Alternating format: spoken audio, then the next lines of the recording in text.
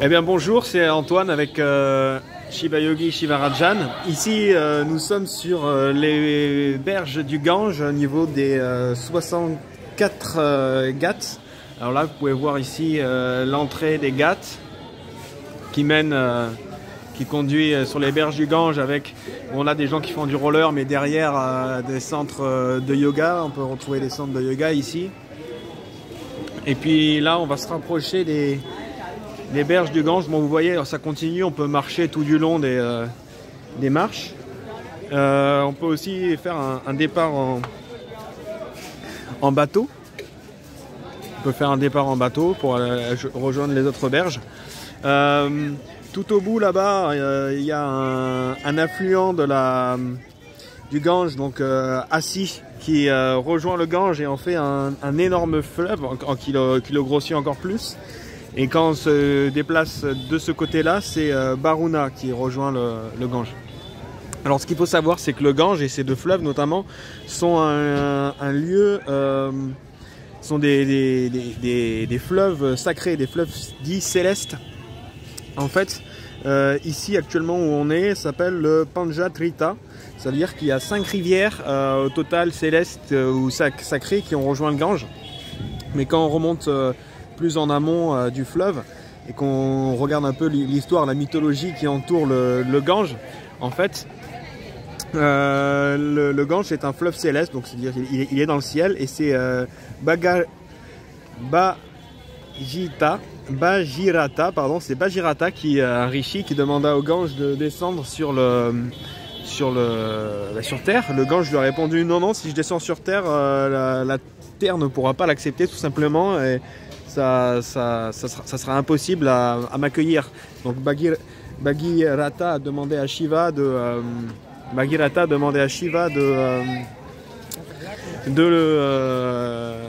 convaincre le Gange de venir sur terre. Donc Shiva a dit au Gange, bon, ben ok, ben coule sur ma tête, coule sur mon chignon, et ensuite tu pourras accéder à la terre. Donc c'est ce que le Gange est tombé sur sa tête. Il faut savoir que la tête le chignon de Shiva aussi est infini. Donc en fait, au fur et à mesure que l'eau coule, le chignon l'absorbe. Il y a une toute petite partie qui se retrouve sur la terre. Alors cette petite portion du fleuve, le Gange, s'est retrouvée à un endroit qu'on appelle Nanda Purwat. Nanda Purwat, en fait, c'est la source du Gange. Et ensuite, le Gange coule jusqu'à un point qu'on appelle Gomua, ou Gomua aussi, ça forme une rivière, enfin un lac, Gomua, à tête de vache. Et ensuite, à un endroit qu'on appelle Gangotri. À Gangotri, il y a deux autres fleuves saints sacrés qui rejoignent le Gange. Ensuite, là, le Gange grossit, devient plus gros, continue sa descente jusqu'à Rishikesh, et il arrive sur terre à un point appelé Haridawa. À Haridawa, il continue sa course jusqu'à Allahabad. À Allahabad, il y a deux fleuves saints qui rejoignent le Gange, Yamuna et Saraswati. Et à partir de Allahabad, il continue sa route jusqu'ici où nous sommes à Varanasi, où rejoignent les deux autres fleuves, à savoir ce que je vous ai déjà dit tout à l'heure, Assi et Baruna.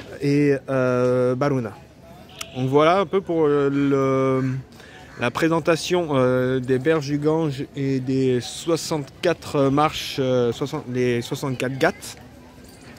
Là on est en train de marcher avec Guruji Shiva Yogi Shivarajan, et on va continuer notre route jusqu'au prochain temple. Donc là, ici vous pouvez voir, là c'est un temple. Ok, c'est Assigat, le Sangameswar Mandir. Sangameswar Mandir. Ok. You got the money yesterday? Yes. Yeah? Alors sur les 64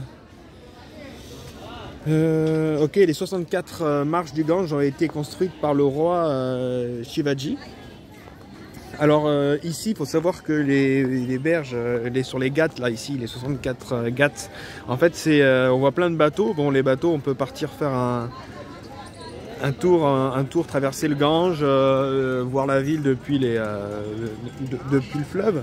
Mais il faut savoir aussi que c'est un lieu de crémation. Alors c'est ici que sont inhumés, sont brûlés les cadavres et sont envoyés dans le Gange. Alors il est dit que, Shiva Yogi me dit que même s'ils sont brûlés, les fumées crématoires ne sont pas mauvaises. Ok, donc là ici on peut voir, ils sont en train de réaliser un rituel. Un rituel sur les berges du Gange. Hein? Pour les pères, pour les parents.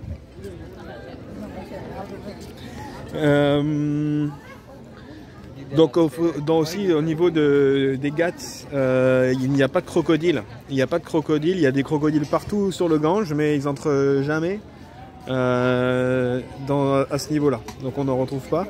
Il y a plein d'animaux. Guruji me disait qu'il y avait des lézards, des corbeaux, etc. Mais ici, en tout cas, ils font pas de bruit. Il y en a, ils se mettent pas à croasser ou quoi. Name of the 64 gods and some details are given in the full board, display board. Ok. Bon, là, ça c'est le nom des, plein d'informations qui sont disponibles ici sur le long de ce tableau. Il y a une frise chronologique, mais je ne saurais pas vous les déchiffrer parce que je ne parle pas l'indien. Mais voilà. Quoi d'autre? Donc ouais, les corbeaux les corneilles qui sont pas censées crier, bon, on en entend. Vous allez me dire, j'ai envie de vous dire, elles sont au-dessus. Elles sont pas dessus. On va. Le Gange ne peut pas être pollué aussi, a priori. C'est-à-dire qu'autant, le Gange s'auto-épure.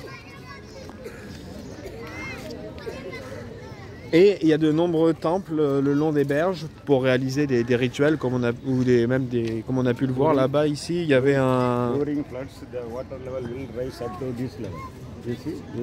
Ok. Alors pendant les fortes crues, l'eau peut monter jusqu'à ce niveau. On voit sur la tour les marques en fait qui correspondent au niveau des grosses crues du Gange.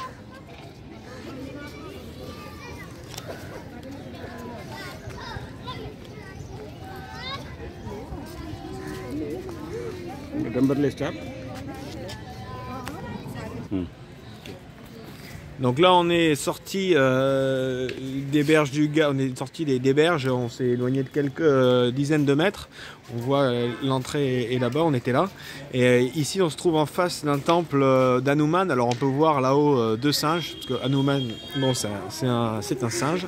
À l'intérieur aussi, on distingue mal, mais voilà, c'est ça. Et le long des berges, il y a énormément de temples, dont notamment des temples d'Hanuman.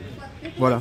Écoutez, j'espère que vous avez apprécié cette vidéo. Je vais vous laisser et je vous souhaite une bonne journée. Vous pouvez contacter Shiva Yogi, Shivarajan si vous voulez plus d'informations sur les classes. Vous pouvez me contacter aussi. Au revoir.